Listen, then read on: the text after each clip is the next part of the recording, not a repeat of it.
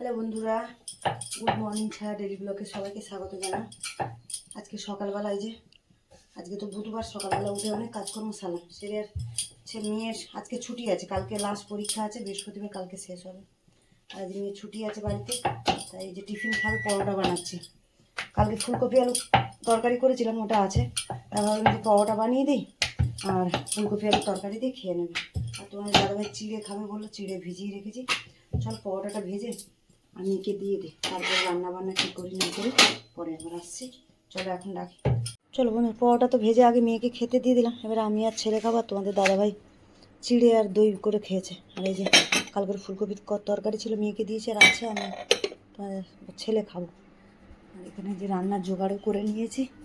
এই যে আজকে বানাবো হচ্ছে যে তোমাদের দাদাভাই বলছে শরীরটা ভালো না, চিকেন স্টু খাবে। তা চিকেন এনেছে অল্প করে, যে চিকেন স্টু করে দেবো পেঁপে আলু গাজর দিয়ে। আর এখানে ছেলে দেওয়া চিকেন স্টু খাবে না, ওর জন্য ডিম বানাবো। আর এই যে পেঁপে টেপে সব কেটে রেখে দিয়েছি এখানে। পেঁপে গাজর আলু পেঁয়াজ কেটেছি ঝাল করবো বলে, ডিমের ঝাল। আর আগের দিনে একটু তরকারিও আছে, ওইগুলো দিয়ে আজকের হয়ে যাবে। চিকেন স্টুটা একটু বড়ো করেই করবো, কেন নিয়ে খাবে, আমি খাবো, তোমার দাদাভাই খাবে, আর ছেলের জন্য খালি ডিম কষা করে দেবো। হ্যাঁ চল টিফিনটা খেয়ে নিই, তারপরে রান্নাবান্না আবার বসাবো। ডিমের ঝালটা বানাবো, ডিম কষা বানাবো, তার জন্য ডিমটা তো ভেজে নিলাম সেদ্ধ করে। আর এই যে পেঁয়াজ ভাজিয়ে দিয়ে দিয়েছি, তেলের মধ্যে একটা তেজপাতা ফোড়ন দিলাম, দিয়ে পেঁয়াজটা দিয়ে দিলাম। আর মশলাটা বেটে নিয়েছি, ততক্ষণে পেঁয়াজটা ভাজা।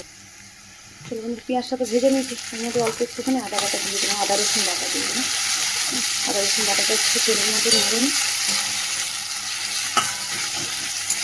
চলো নেড়ে নিয়েছি, এর মধ্যে দিয়ে দিচ্ছি যে টমেটো কাঁচা লঙ্কা পেস্ট করে নিয়েছি, ওটা দিয়ে দিলাম।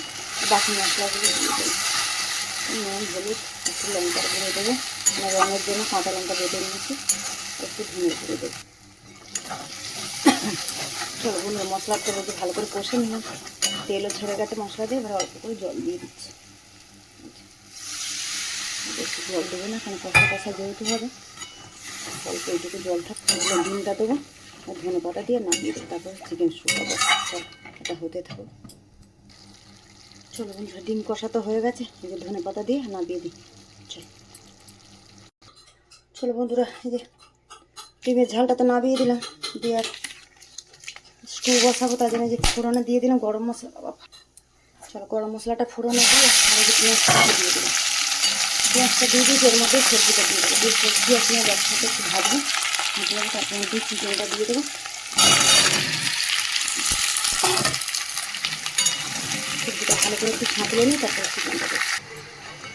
চলো বন্ধুরা, চিকেন আর পেঁপে আলু সব ভালো করে যে তেলের মধ্যে তো কষিয়ে নিলাম।